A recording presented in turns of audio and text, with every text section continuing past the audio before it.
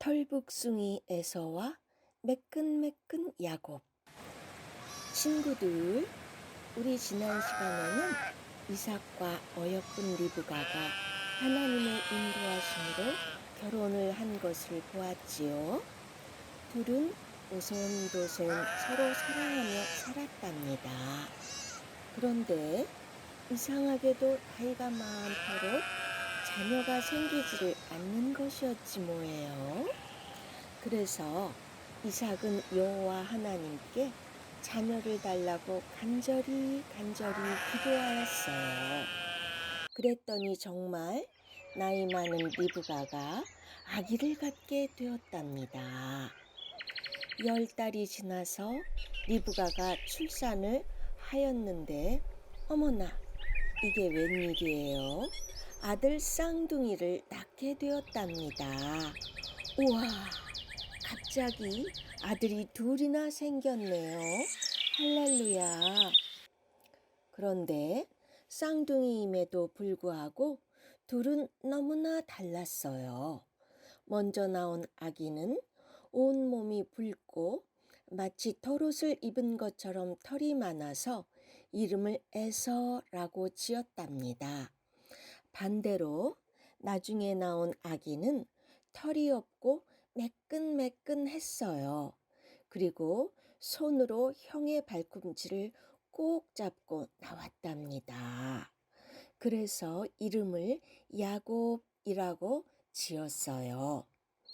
아이들은 무럭무럭 건강하게 자랐어요. 큰아들 에서는 사냥하는 것을 좋아해서 늘 들에 나가 사냥하여 짐승들을 곧잘 잡아왔지요. 반면에 야곱은 조용한 성격이어서 집에서 어머니를 돕고 양들을 잘 보살피며 살았답니다. 어느 날이었어요. 에서는 들에서 신나게 사냥을 하고 집에 도착하니까 몹시 배가 고팠어요. 그때 마침 야곱이 팥죽을 쓰고 있지 뭐예요. 에서는 보자마자 그 팥죽을 달라고 했어요. 그러자 야곱은 대신에 형의 장자의 명분을 달라고 했답니다. 친구들, 장자의 명분이 뭘까요? 이것은 맏아들이 갖는 권리랍니다. 맏아들은 동생들과 달리 집안의 기둥이 되어 대를 이어 집안에서 더 많은 권리를 가지며 재산을 물려받을 뿐 아니라 하나님의 더 큰 축복을 받게 되어 있답니다. 물론 해야 할 의무도 더 크지요. 하나님께서는 이 장자들을 통하여 그 집안을 이어가게 하시고 큰 복을 주신답니다. 그래서 이 장자권에는 하나님의 축복의 약속에 있는 아주 소중한 것이랍니다. 이런 중요한 사실을 잘 알고 있었던 야곱은 그런 장자권을 갖고 싶어 했어요. 야곱은 하나님께 관심이 많았고 하나님의 축복을 받고 싶어 하는 사람이었답니다. 그런데 이것 좀 보세요. 이렇게 중요한 장자권을 에서는 별로 중요하게 여기지를 않았어요. 글쎄, 에서는 지금 자기 배가 고프다고 그 소중한 장자권을 팥죽 한 그릇에 팔아버렸답니다. 참 기가 막히네요. 정말 에서는 집안의 대를 잇고 하나님의 축복을 받는 것에는 별로 관심이 없었답니다.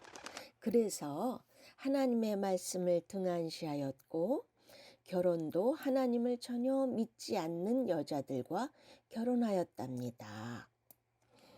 이런 에서를 하나님이 기뻐하실까요? 아니죠. 하나님께서는 하나님께 관심이 많고 하나님의 축복을 받고 싶어하는 사람을 기뻐하신답니다. 세월이 흘러 아버지 이삭이 나이가 점점 많아져서 눈도 잘 보이지를 않게 되었어요. 이삭은 자기가 죽기 전에 자녀들에게 축복하고 싶었어요. 아버지의 축복 기도는 하나님께서 그 자식에게 정말 그대로 이루어지게 해주시는 아주 귀한 것이었답니다. 그래서 에서에게 말했지요. 에서야, 내가 이제 늙어 언제 죽을지 알지 못하겠구나. 그런즉 너는 가서 사냥하여 내가 즐기는 별미를 만들어 오려무나. 내가 맛있게 먹고 장자인 너에게 마음껏 축복하고 싶구나 라고 하였답니다. 이 말을 듣고 에서는 들러 사냥하러 나갔어요. 그런데 그 말을 들은 어머니 리브가는 야곱을 불렀어요. 야곱아, 야곱아, 어서 가서 염소 새끼를 끌어오너라. 내가 아버지 좋아하시는 별미를 만들어 주리니 너는 아버지께서 눈이 잘 안 보이시니까 에서라고 말씀드리고 장자의 축복을 네가 대신 받도록 하여라. 야곱은 깜짝 놀랐어요. 어머니, 형은 털이 많은 사람이고 나는 매끈매끈한 사람인데 아버지께서 아시고 복은 고사하고 저주를 받겠어요. 그러자 어머니 리브가는 에서의 옷과 염소 새끼의 털을 야곱에게 입히고 야곱을 에서처럼 꾸며서 에서 대신 야곱이 장자의 축복을 받게 하였지 뭐예요. 나중에 이 일을 알게 된 에서는 엉엉 소리내어 울면서 아버지, 내게도 축복하소서. 아버지께 장자의 축복이 이것뿐이겠습니까? 하면서 울었지만 이미 장자의 축복은 모두 야곱에게 돌아간 후였답니다. 에서는 화가 잔뜩 나서 야곱을 죽이고 싶었어요. 그래서 늙으신 아버지 이삭이 돌아가신 후에는 동생 야곱을 죽이겠다고 마음먹었지 뭐예요. 그러자 어머니 리브가는 이것을 알고 야곱을 멀리 자신의 고향 땅 자기 오빠 집으로 피신하게 하였답니다.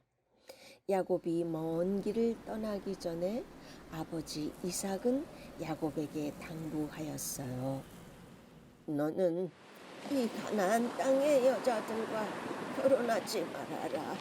내 외삼촌 집에 이르거든 외삼촌 라반의 딸들 중에서 아내를 맞이하도록 하여라 라며 하나님께 기도하였어요.